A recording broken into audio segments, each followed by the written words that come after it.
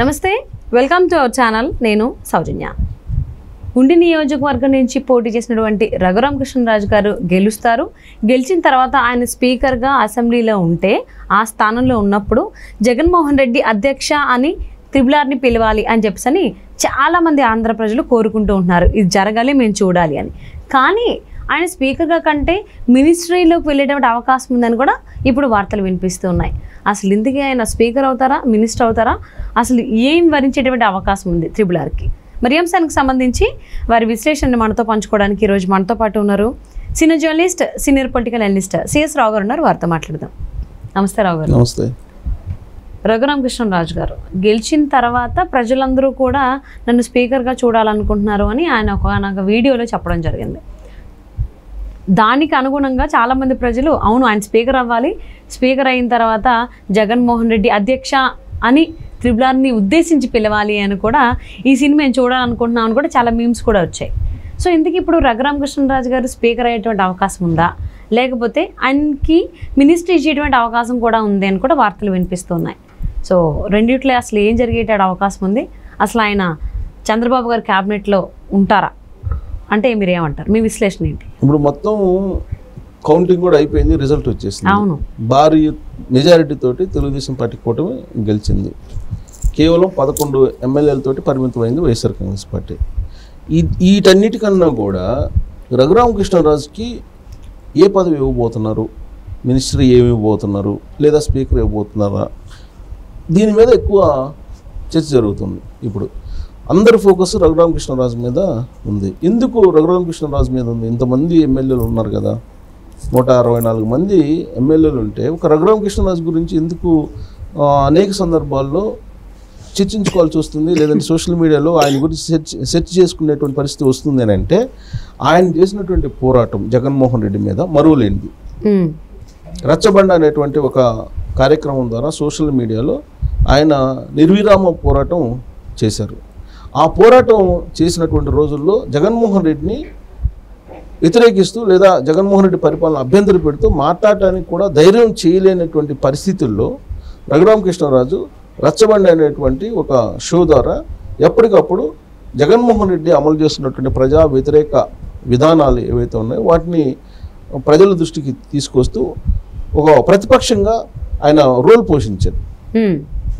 అది కూడా కరోనా టైంలో ఎక్కడ కూడా ప్రజలకు సంబంధించినటువంటి మొత్తం ప్రతిపక్ష రోలు మిస్ కాకుండా ప్రజల్లో బాగా ఆయన గుర్తుండిపోయారు.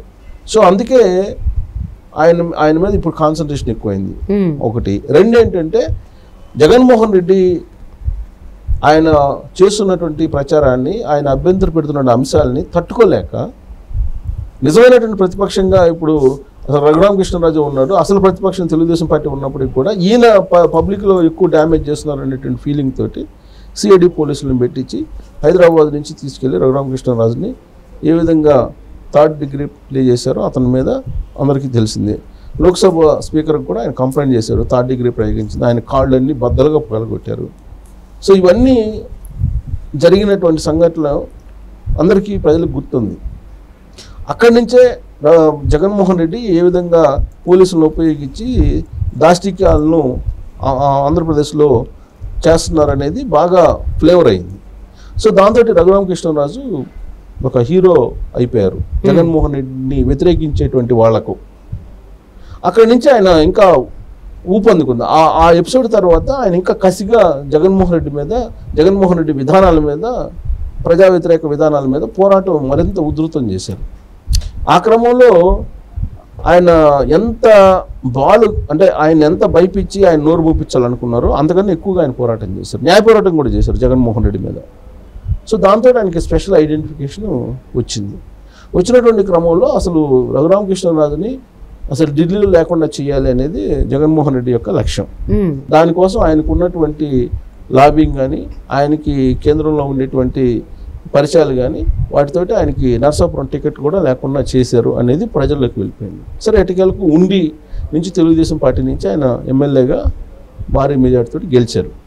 అయితే ఇప్పుడు ఆయన్ని స్పీకర్గా చేయాలా లేదా మినిస్టర్ని చేయాలా అనే దాని మీద అందరూ కొంతమంది అయితే ఆయన అభిమానులు హోమ్ మినిస్టర్ కావాలి, హోమ్ మినిస్టర్ అయ్యి ఏ విధంగా అయితే జగన్మోహన్ రెడ్డి 3rd డిగ్రీ ప్రయోగించాడు రఘురామకృష్ణరాజు మీద, ఆయన కూడా జగన్మోహన్ రెడ్డి జైలుకి పంపించి అదే తరహాలో చేయాలి అనేది వాళ్ళ అభిమానులు కోరుకుంటున్నారు. మరికొంతమంది ఏంటి, అసలు జగన్మోహన్ రెడ్డికి ఈగో ఎక్కువ, ఆయనకి అహంకారం ఎక్కువ, కాబట్టి రఘురామకృష్ణరాజు స్పీకర్ స్థానంలో కూర్చుంటే జగన్మోహన్ రెడ్డి అధ్యక్ష అని పిలుస్తుంటే కూర్చోవయా అని చెప్పి అన్నప్పుడు ఆ దృశ్యం చూడాలి అనేటువంటిది వాళ్ళ అభిమానుల యొక్క ఒక కోరిక. అది అంటే ఇప్పుడు ప్రజాస్వామ్యంలో మన ఊహలు కోరికలు వేరు, ప్రజలు ఇచ్చేటువంటి తీర్పులు లేదంటే ప్రజలకు అనుగుణంగా పరిపాలన వేరు. సో ఆ క్రమంలో ఇప్పుడు అసలు జగన్మోహన్ రెడ్డి అనే అతను ఇవాళ 11 మంది ఎమ్మెల్యేలతోటి అసెంబ్లీలోకి వస్తారా రానేది డౌట్. 10 మంది ఎమ్మెల్యేలతో ఆయన కాకుండా 10 మంది ఎమ్మెల్యేలతో అసలు అసెంబ్లీలోకి అడుగు పెడతారా లేదా? ఉండేటువంటి ఆ 10 మందిలో కూడా 4-5 ఇప్పుడు టీడీపీ టచ్లో ఉన్నారు, 2 జనసేన పార్టీతో టచ్లో ఉన్నారని చెప్పి చెబుతున్నారు. మెయిన్గా ఉన్నటువంటి పెద్దిరెడ్డి రామచంద్రరెడ్డి, మిథున్ రెడ్డి వాళ్ళ అబ్బాయి, వాళ్ళేమో బీజేపీతో టచ్లో ఉన్నారని చెప్పి తెలుస్తుంది. రాకపోగా ఎమ్మెల్యేగా జగన్మోహన్ రెడ్డి అను ఎంపీగా అవినాష్ రెడ్డి మిగిలే అవకాశాలు కనపడుతున్నాయి అనేది ఇప్పుడు తాజాగా వినిపిస్తున్నటువంటి మాట రాజకీయాల్లో. ఇలాంటి పరిస్థితుల్లో రఘురామకృష్ణరాజు స్పీకర్గా ఉండే ఉపయోగం ఏంటి? ఆయన టార్గెట్ ఏంటి? జగన్మోహన్ రెడ్డి అసెంబ్లీకి రావాలి, అసెంబ్లీలో అధ్యక్షాన్ని పిలవాలి, కూర్చోవయా అనాలి, ఇది కదా. కానీ అది నెరవేరే పరిస్థితి లేనప్పుడు రఘురామకృష్ణరాజు స్పీకర్గా ఉండే ఉపయోగం ఏంటి అనేది ఇప్పుడు ఒక వర్షను. అందుకే ఇప్పుడు ప్రత్యామ్నాయంగా హోమ్ మినిస్టర్ చేయాలి. హోమ్ మినిస్టర్ చేసినా అదేమో నెరవేరదు. జగన్మోహన్ రెడ్డి కేసులు ఆల్రెడీ కోర్టులో ఉన్నాయి. ఇప్పుడు రేపు 19వ తారీఖు నుంచి రెగ్యులర్ విచారణ ప్రారంభం అవుతుంది. ఎలాగో కోర్టే పంపిస్తుంది ఆయన జైలుకి అనేది ఇంకొక వర్షం. అలాంటప్పుడు ఆయనతో పాటు ఈయన కూడా కడప ఎంపీ అవినాష్ రెడ్డి కూడా జైలుకి వెళ్ళే దానికి ప్రయత్నాలు జరుగుతున్నాయని. ప్రయత్నాలు ఏముంది, ఆల్రెడీ ఆయన బెయిల్ మీద ఉన్నారు కదా ఇద్దరు.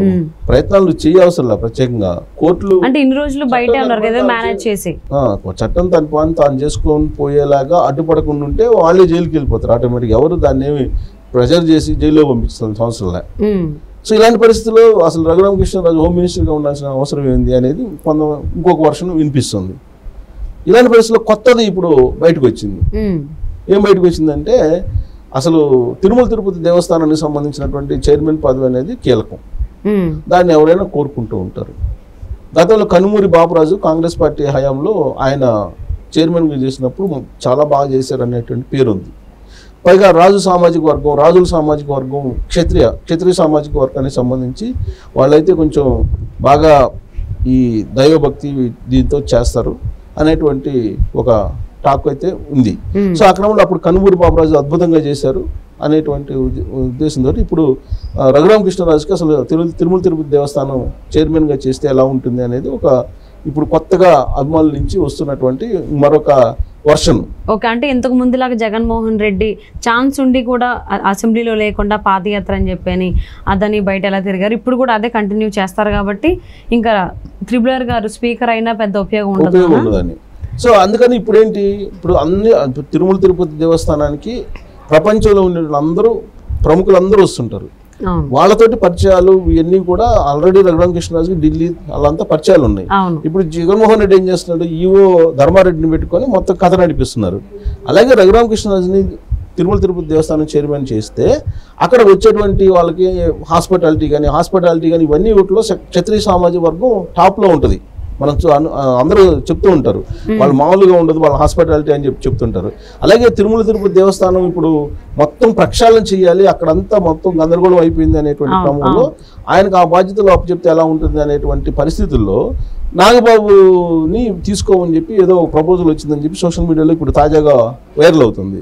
నాగబాబు ఏంటి, నాకు దేవుడి మీద నమ్మకం లేదు, నాకన్నా కూడా ఏ ప్రవచనకర్తలు ఉన్నారు కదా, చాగంటి కోటేశ్వరరావు లేకపోతే ఆయన గరికపాటి ఉన్నారు కదా, గరికపాటి నరసింహరావు గారు, ఇలాంటి వాళ్ళకి ఇవ్వండి నాకన్నా కూడా అని చెప్పి ఆయన ఏదో ఒక సలహా ఇచ్చాడని చెప్తున్నారు. సో అందుకే ఇప్పుడు రఘురామకృష్ణరాజుని ఫైనల్గా అసలు తిరుమల తిరుపతి దేవస్థానం చైర్మన్ చేస్తే ఆయనకి తగినటువంటి గుర్తింపు ఇచ్చినట్టు అవుతుంది.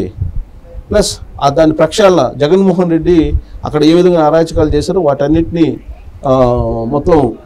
సో మరి రఘురామకృష్ణరాజు గారు క్యాబినెట్ లో ఉంటారా, లేకపోతే ఇప్పుడు కొత్తగా లేటెస్ట్ గా వచ్చినటువంటి దానికి సంబంధించి టీటీడీకి చైర్మన్గా అవుతారా, లేకపోతే ఎంతకుముందు అందరూ అనుకున్నట్టు, లేదంటే ఒకానొక టైంలో త్రిపుల్ ఆర్ గారే చెప్పడం జరిగింది స్పీకర్గా జనాలు నన్ను కోరుకుంటున్నారు, అది ఏమవుతుంది అనేది